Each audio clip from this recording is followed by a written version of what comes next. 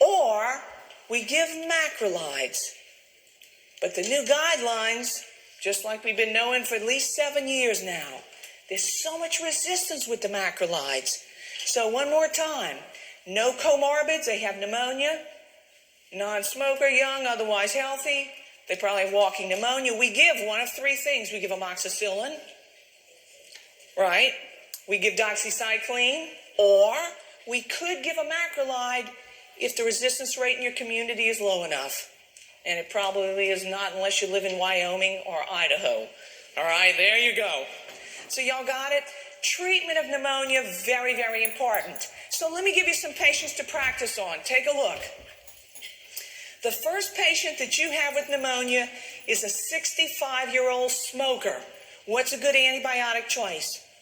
Respiratory quinolone. Look at your next patient. A 60-year-old with COPD. He's got a comorbidity, and it's a big one. What might you give? How about a respiratory quinolone? Look at the next patient. She's a 24-year-old first-grade teacher. I'm thinking she's young and otherwise healthy. I don't see any comorbidities in that description. What you want to give her? What about amoxicillin? What about maybe doxy? Right, doxycycline? Maybe a macrolide if the resistance is not too high in your area. Look at your next patient. A homeless patient who's 50. Okay, that's bad. But then the obvious comes. He doesn't have any money. So not only do you need to pick the right antibiotic, but one he can afford. Is anybody besides me thinking amoxicillin? You ought to be thinking amoxicillin. And how much would you give him? 1 gram 3 times a day, all right, to treat pneumonia. Look at your next patient, a pregnant young adult. Well, there's an overriding factor there called pregnancy. Can you give a pregnant patient doxycycline? No way. A macrolide? Not the best choice in a pregnant woman. Would you feel comfortable giving her high-dose amoxicillin? Yes. So the pregnant patient, I'd give penicillin to. Look at your next patient.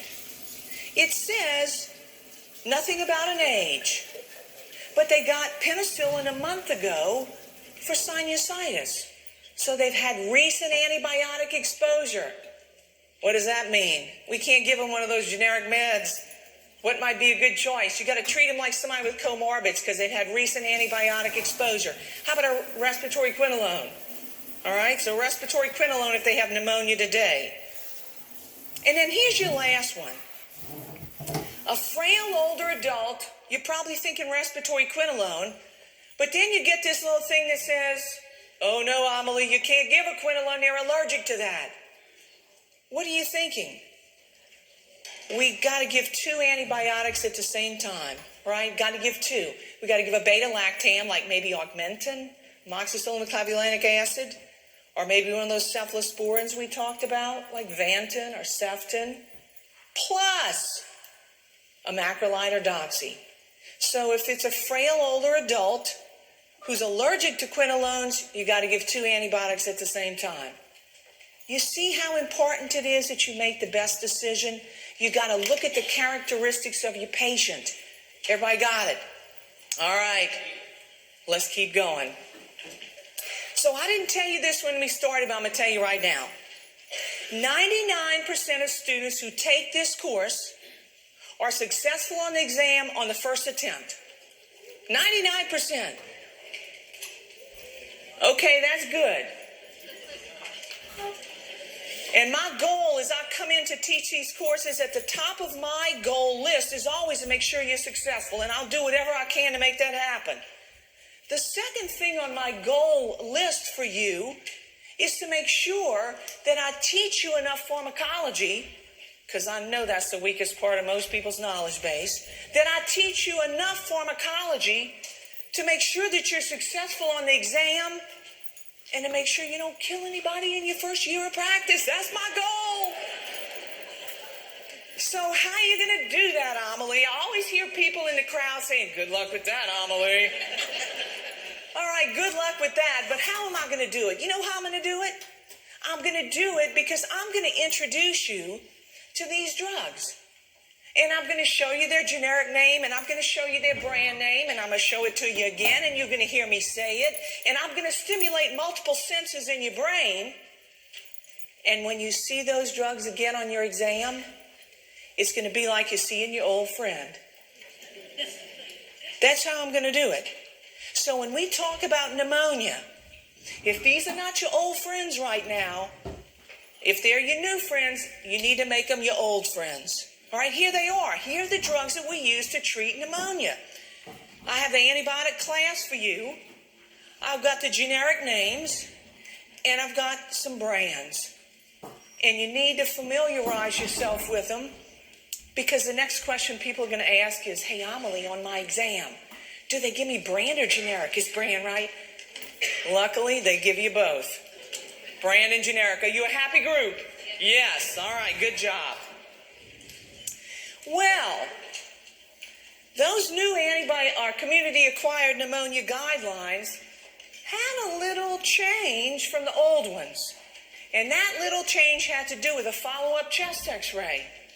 We used to almost always get a follow-up chest x-ray, and the new guidelines said, you know what, we don't get them in everybody, but use your good judgment. And so here are the follow-up chest x-ray thoughts. We typically don't get one if the patient's responding appropriately. But you really, really, really, really need to think about getting a follow-up chest x-ray in people who are smokers. Because what you are looking for with that follow-up chest x-ray is not necessarily to see if the pneumonia has resolved, but you are looking for any underlying disease processes, like a tumor in the lungs, a shadow on the chest x-ray. So that's why you're getting it. And if you just feel like, you know what, this little lady might have lupus and nobody's diagnosed her yet, and that's why she's had her second case of pneumonia in, then I think you ought to get a chest x-ray, even if she's less than 40.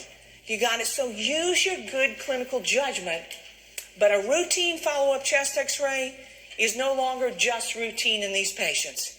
Everybody got it? All right. So one last point. When do you get this follow-up chest x-ray if you're going to get one?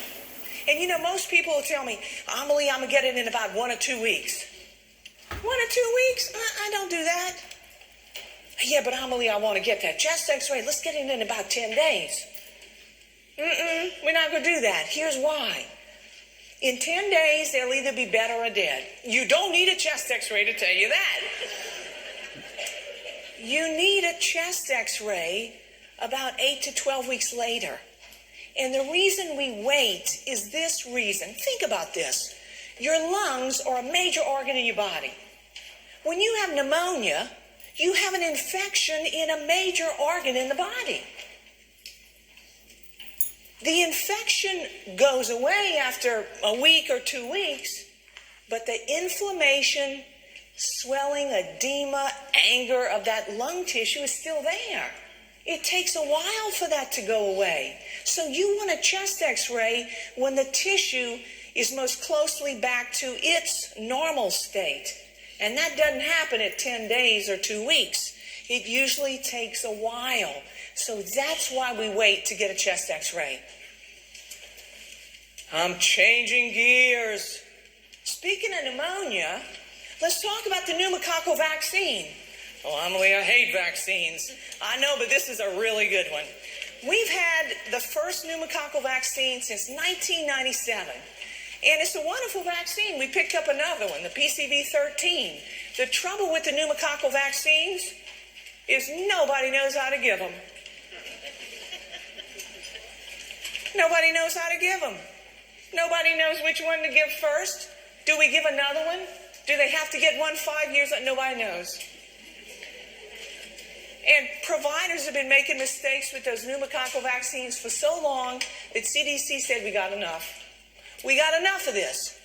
We're going to build an app. We're going to spend 6 figures worth of money and build an app for providers. It's a free app. You need to have it downloaded on your phone, just like you have all your other clinical tools. No, you can't bring it into your exam. But they're not going to ask you, which pneumococcal vaccine to give, when do they need the next one. They're not going to ask you that on the exam. what they're going to ask you is, who should get one of these in the first place? Who should get one? People who are at highest risk for developing pneumococcal pneumonia. That's strep pneumo, the one associated with the highest rate of mortality if you have community-acquired pneumonia. So look at the general things about the pneumococcal vaccine. We have two of them. We have a PCV13 and a PPSV23. Generally, this should be in your working knowledge base. We give them to adults. Between the ages of 19 and 64, that's the age of people in this room, we would give you this vaccine if you had something else going on. You had asthma. You had COPD. You were immunocompromised. You had lupus. You had something going on. You just got a new aortic valve. You just got a new mitral valve. You have a stent. A stent in your coronary artery. We're going to give you a pneumococcal vaccine because we don't want you to get pneumococcal disease. So that's the first group. And the one we're going to give you is the PPSV23 only. The app will tell you that. But there are some people between ages of 19 and 64 who are very high risk. Those are people who might have a cochlear implant, a foreign device, right? A foreign body in them. Maybe they have a disease where they're immunocompromised. For example, they have rheumatoid arthritis and they get an immunocompromising drug every week or every month. We want them to be highest protected. Suppose we have somebody with a CSF leak. My goodness, you don't want them infected. We're going to give them our best chance at not getting strep pneumo. They're going to get two of them. And they're going to get another one in 5 years. Don't memorize that. What you have to take home and what you have to learn is who is at highest risk of pneumococcal pneumonia. Because as part of their plan of care, I want to make sure they get a pneumococcal vaccine, and I'll check the app to see when and do they need another one. You got it? So what you should take home and know for your exam is who needs one, not how many, and not do they need another one in 5 years. The third take-home point from this slide is once you get to be 65, if you're lucky enough to do that, everybody at 65 is going to get a pneumococcal vaccine. Because you remember that thing when we looked for comorbidities? You know what the first situation was on there, or characteristic? Age. Right, because the older you get, the more likely pneumococcal disease is. So we want you immunized. Bottom line, get the app. Everybody got it? All right, let's keep moving.